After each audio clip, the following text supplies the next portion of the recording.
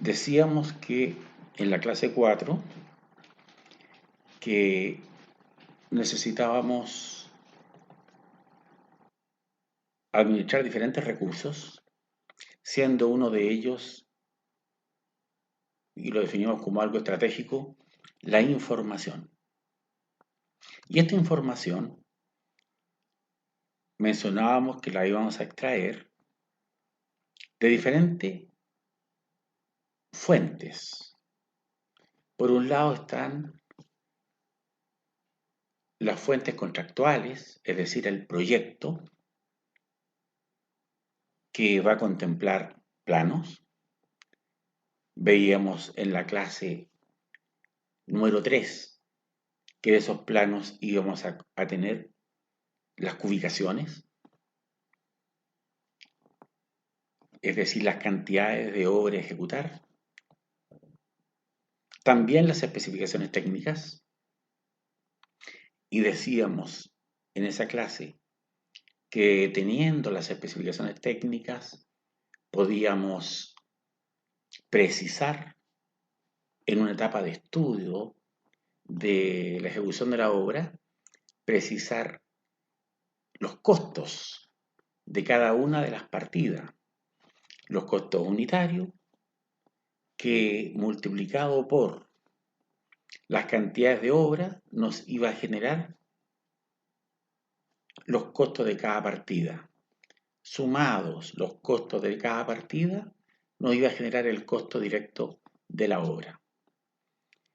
Por otro lado, otra fuente de información importante son las bases administrativas.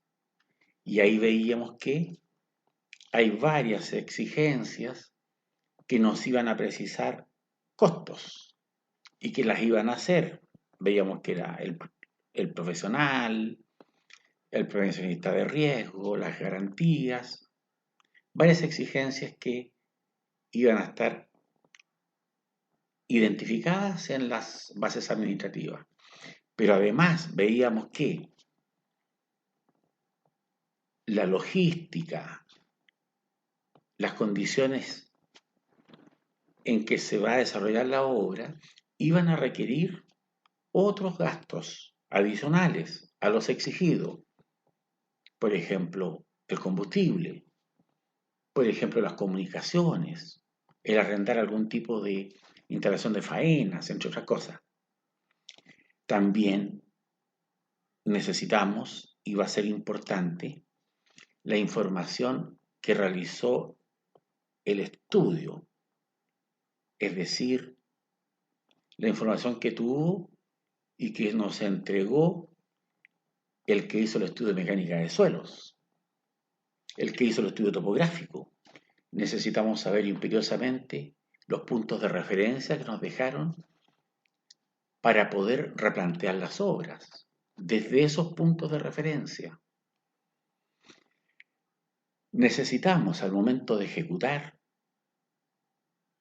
el presupuesto de las obras, saber cuánto contamos para poder ejecutarlas.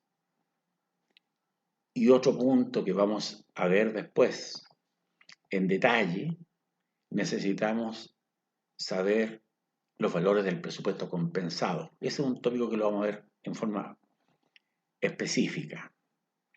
Todos estos recursos deben ser administrados con el objeto de poder utilizarlos en las mejores condiciones más convenientes para nosotros.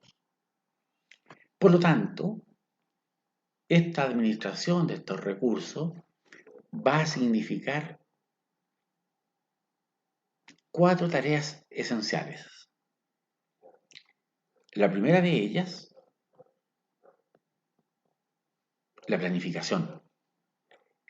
Necesitamos planificar lo que vamos a hacer. Y vamos a ver en detalle de ahí qué es imperioso, qué se requiere para poder planificar de manera eficaz. Necesitamos organizar estos recursos. Organizarlos a las personas, a los equipos, organizar la infraestructura, la instalación de faenas, que quede distribuida de manera racional. Necesitamos dar una buena dirección en la obra. Necesitamos controlar. En la construcción, el proceso de control es fundamental. De lo contrario, vamos a lamentar pérdidas y desviaciones respecto a lo que hemos estudiado. La planificación se va a generar a partir de algunas interrogantes que nos van a surgir de manera natural. Entre ellas, ¿qué tengo que hacer? ¿Qué trabajo requiere hacerse? ¿Cuándo se va a hacer cada uno de las actividades que requiere el contrato? Y ahí hay una herramienta importante que nos va a precisar aquello, que es la programación. Que vamos a ver posteriormente que hay varias herramientas. Lo típico es la carta Gantt, también existe la malla CPM, que nos da la ruta crítica, que lo vamos a ver con calma. ¿Cómo se va a hacer la metodología de trabajo? Podríamos hacer la obra completa nosotros. Y eso va a implicar contar con muchos recursos. Pero también podríamos subcontratar la obra gruesa, subcontratar las terminaciones, subcontratar las instalaciones, y eso nos va a dar otra planificación. Vamos a necesitar de otros recursos para aquello. ¿Cuáles van a ser los componentes del trabajo? ¿Cómo va a construir cada uno? Algunas obras hay componentes del trabajo que pasan a ser estratégicos, como la maquinaria, y hay otras obras en que los componentes del trabajo es la mano de obra. Y obviamente va a requerir una planificación distinta, y una dirección distinta y un control diferente. ¿Cómo vamos a lograr, cómo vamos a conseguir esa gente? ¿Dónde vamos a arrendar la maquinaria? Todo eso tiene que ser parte de la planificación. En definitiva, para planificar en forma eficaz, necesitamos conocer en detalle el proyecto, conocer el método constructivo, el cómo lo vamos a ejecutar. Y algo muy importante, conocer el emplazamiento. ¿Dónde va a estar inserta esta obra? ¿En qué lugar?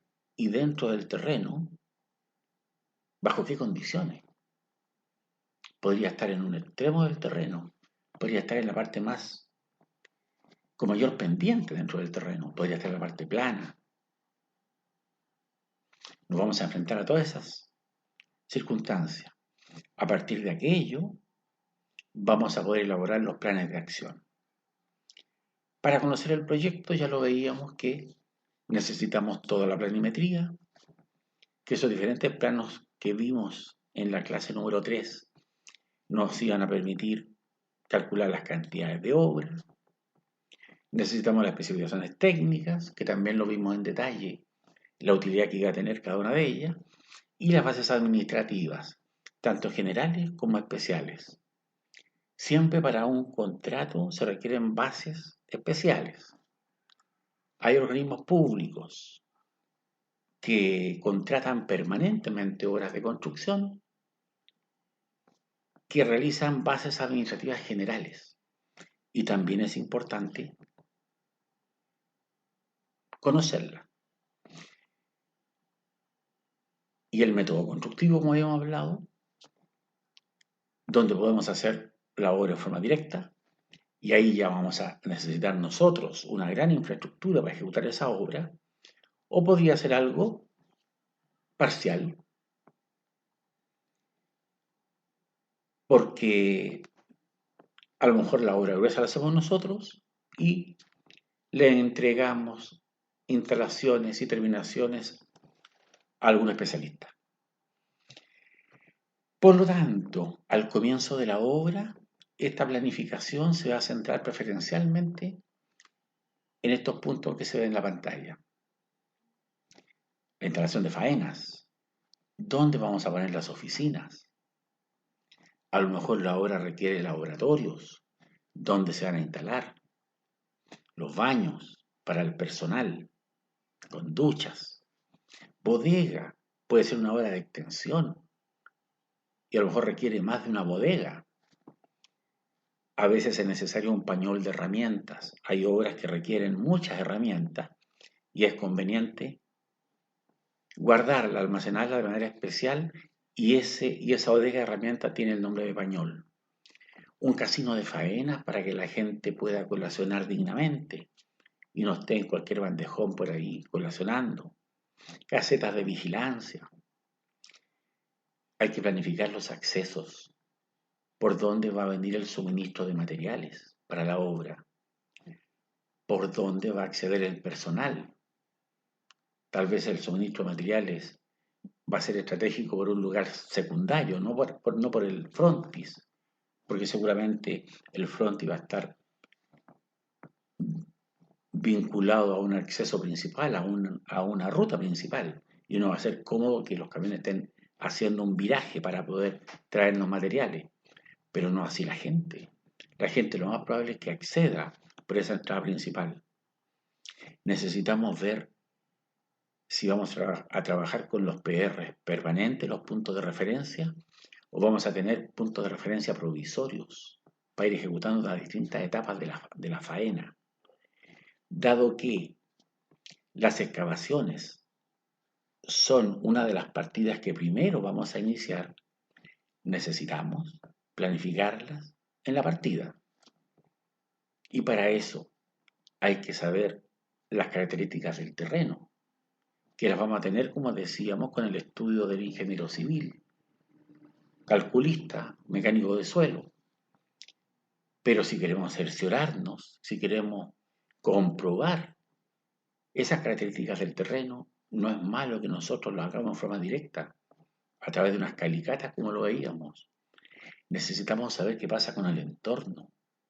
¿Qué pasa si vamos a hacer una excavación profunda y tenemos un montón de casas por el entorno de la obra? Podemos generarle un daño, podemos generar asentamiento en las fundaciones y eso nos va a significar una demanda y una paralización de las obras. Hay que proteger eso. Necesitamos saber si hay napas subterráneas, con el objeto de no encontrarnos con eso sobre la marcha. Y también necesitamos definir dónde va a estar emplazada la maquinaria fija. Dónde se van a ubicar estas obras, ya sea una grúa que esté levantando materiales. No podemos estarla moviendo permanentemente. Entonces lo importante eso es definir su ubicación con el objeto que después no estemos lamentando el lugar donde la dejamos.